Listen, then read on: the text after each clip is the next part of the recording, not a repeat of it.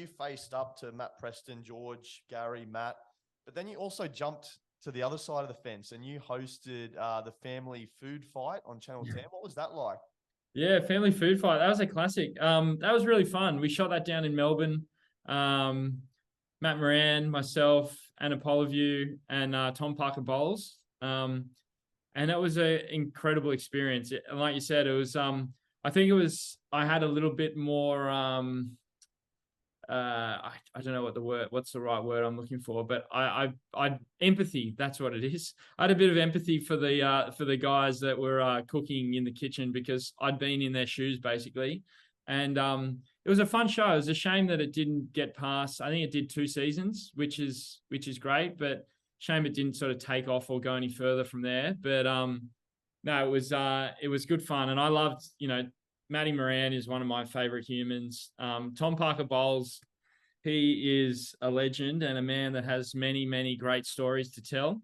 And I haven't seen him for quite some time now. I look forward to catching up. And then Anna, who is just a rock star, she was great fun to work with as well. And it was, again, good to sort of be a part. We talked just now about the Delicious magazine stuff, but working with the team, the production crew on that show was really impressive because it was, a full budget, proper TV show with a massive team, massive production, and really, really fun and exciting stuff. So that was, for me, that was really, really special and a real highlight. And it was a bummer that it didn't continue. It would have been cool to have kept going, that's for sure.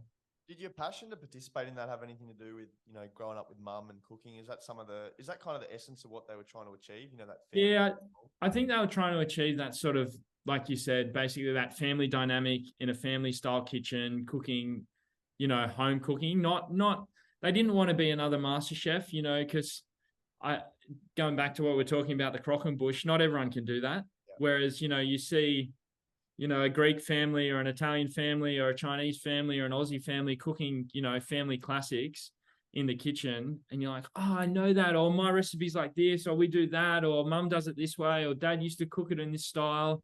It was, I think that's sort of the vibe they were going for, and they definitely got it. There was some fun recipes and some fun cooking, and then obviously with every TV show is the drama of like cooking and being in that family dynamic. There's always going to be a bit going on, and that was a lot of fun to watch and take in as well.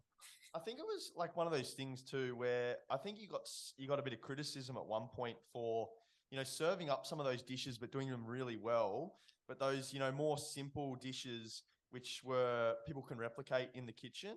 And I think it's MasterChef or any of these kind of shows, they really want you to bring forward something that's, crazy. Like I think Reynolds from one of the latest seasons that did the snitch, for instance, and Croquembouche, like something that just blows everyone's mind. But I think that's why a lot of people would gravitate towards a lot of the recipes that you put out on your Instagram and your social media channels, because, it's something that, can easily take, replicate, and then share with the rest of the family. Yeah. It's not too expensive. It's not too much time to prepare. It just makes everything simple and convenient. Yeah, well, and look, I think about Reynolds' food, and that man is an absolute genius, and I love the guy to bits. He's the most, like we did, what was it called? MasterChef Back to Win.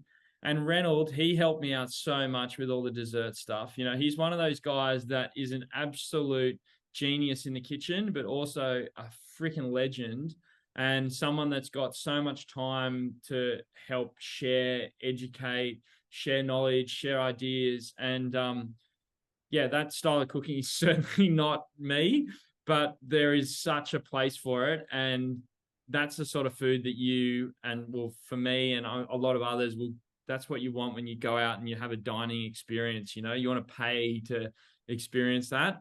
I don't want to be doing that in my kitchen on the weekend when it's like 40 degrees and the sun's shining. Mate, I go to Piedmont and I go to a top end restaurant, and you'll pay $70 for like one little scallop on the plate, and I can finish off half the cupboard. It's one of those things where there's nothing beats home cooking, and when you can replicate something like you or another master chef out there is able to put together and utilize your recipes, and that's why media these days is so great, because we can take what other people are doing in the comfort of their own home and then replicate it in our own kitchens. Yeah.